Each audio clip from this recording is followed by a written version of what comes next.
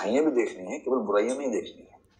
So far we have been a constitutional democracy, secular democracy. और ये बात भी भाई आपको लगता है कि माइनॉरिटीज पर अटैक हो रहा है ना? ये किसी किसी को लगता है। जब भारत आजाद हुआ कोई रिलीजन तैयार नहीं था कि हमारे ऊपर कॉन्स्टिट्यूशनल एक्ट लागू हो, कोई तैयार नहीं था। अंबेडकर जी ने जोर लगाया, नेहरू जी उस दबाव में आए। फाइनली 1955-56 में हिंदू कोड बिल के 4 पार्ट्स पास हुए। जब हिंदू मैरिज एक्ट आया था इतना विरोध हुआ था उसका, आपको अंदाजा नहीं। The president of India denied from signing the bill. एकदम साफ लिखा कि मैं बिल पे साइन नहीं करूंगा। लोकसभा में पास, राज्यसभा में पास। प्रेसिडेंट राजेंद्र प्रसाद थे। कहते हैं, मैंने पढ़ा एक बुक में, उन्होंने लिख के भेजा, the president is not bound to sign the bill pass by the parliament, both houses of parliament. उसके नीचे नेहरू जी ने नोट लिखा। नोटिंग करो, कल बताया था नोटिंग जोड़ के साइड में। Noting is the discussion. जो बुक मैंने पढ़ी वो एमपी की लिखी बुक है। उसके बाद नेहरू जी ने लिखा, the constitution of India provides for the impeachment of the president and then the bills got signed. हमें क्योंकि हिस्ट्री पता नहीं है, हमको लगता है कि मजाक चल रहा है। इतनी जबरदस्त असल उस समय हुई हमारे सिस्टम में। जो आज यूनिफॉर्म सिविल कोड के फेवर में, वो सब उस समय खिलाफ थे हिंदू कोड बिल कि why are you changing the Hindus rules, Hindu society has its own system, its own culture, फलाना ढिकाना। अब आपके कल्चर में 2 शादियां 3 शादियां होती थी, एक्ट बना के नहीं कर सकते। आप कह रहे कल्चर के खिलाफ। अरे कल्चर के ताऊ, जिस महिला के साथ ये हो रहा है, 3 महिलाओं को मिलकर एक पति मिल रहा है, 33% हस्बैंड मिल रहा है उनको, उनके बारे में नहीं सोचेंगे? कल्चर के नाम पे आप किसी के भी राइट्स छीन लेंगे। तो ये वो देश है जिस देश में मेजोरिटी ने पहले अपने साथ ऐसा किया है। किसी भी देश में ये सब चीजें पहले माइनॉरिटी पे होती है। अपनी कल्चर को, अपनी कंट्री को खारिज करना सबसे आसान काम होता है। We are the country in which uniform civil code is first implemented on the majority.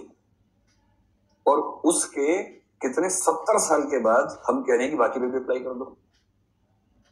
क्या ये बहुत बुरी बात है? तो किसी मुद्दे पर इतना जल्दबाजी में फैसले नहीं करने चाहिए हम लोगों को। फिर दहेज हिंदू सिस्टम में था। हम दहेज के खिलाफ 1961 में डॉरी प्रोहिबिशन एक्ट लेके आए, सती के खिलाफ एक्ट लेके आए। आपको पता है कि हमारा एक आईपीसी, जानते हैं आईपीसी क्या होता है?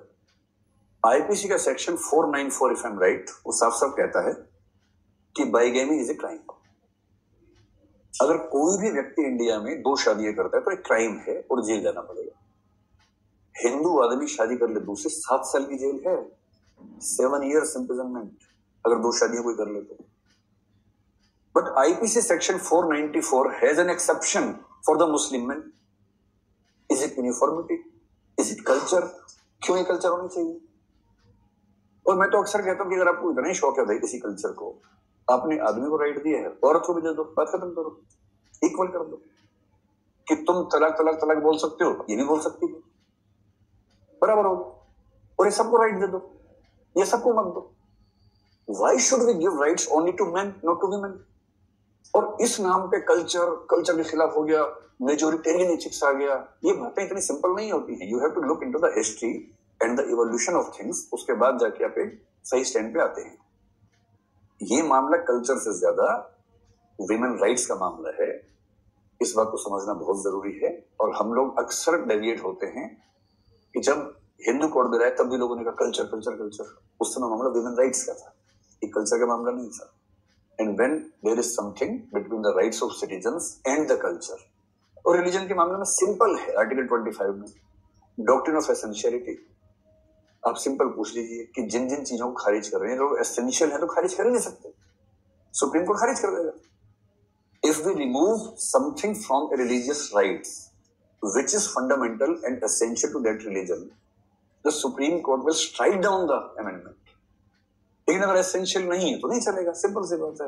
अब कोई कहे कि सती प्रथा एसेंशियल है हिंदुइज्म में, नहीं चलेगी ये बात, झूठ बात है। पर्दा एसेंशियल नहीं है, एसेंशियल क्योंकि पर्दे से पहले भी हिंदुइज्म था। If some religion was existing before a custom started, it means that it's not essential to that religion. This is as simple as. अब अगर 4 शादियां एसेंशियल पार्ट रिलीजन का होता तो हर मुस्लिम कंट्री में होता। कई Muslim countries having Islam as the state religion do not permit for marriages. It means it is not an essential part of Islam. So you have to see if something is an essential part of religion, that has to be respected, constitutionally respected.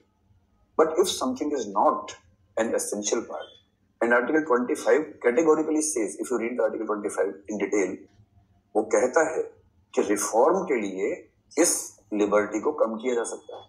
एकदम clearly कहता है. If you are reforming the society, and for the social reform you have to control or curtail the religious freedom, it can be done, and it is very well mentioned in Article 25. तो constitution की एक line पढ़ के हम अक्सर बड़ी बड़ी बातें करते हैं. ठीक से उसको पढ़े, आर्टिकल 13 से उसका रिलेशन पढ़े. मतलब इस देश का सबसे गंदा जो फैसला है बॉम्बे हाई कोर्ट का, it's not from the supreme court. मैं उस मामले का नाम में ध्यान नहीं कर पा रहा हूँ, बताऊंगा. मैं आपको बता देता हूँ एसेंस क्या है. एक हिंदू आदमी ने बॉम्बे में केस किया.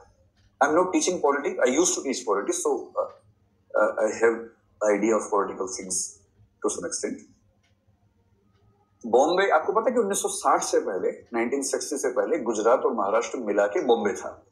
This was a state called Bombay. It included all Maharashtra और गुजरात. फाइन. वैसे 2 मिनट करके फिर वापस आते हैं, थोड़ा डेविएशन हो रहा है. उसमें एक एक्ट पास हुआ. वो एक्ट ये कहता था कि कोई भी आदमी 2 शादी नहीं कर सकता, करेगा तो जेल जाएगा.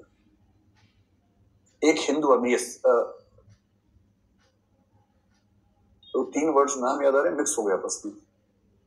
नरासू अप्पा माली, यस, नाम नोट कर लीजिए, आज सर्च करके देखिएगा क्या केस है. नरासू अप्पा माली बहुत इंपॉर्टेंट केस है हमारे कॉन्स्टिट्यूशन हिस्ट्री का.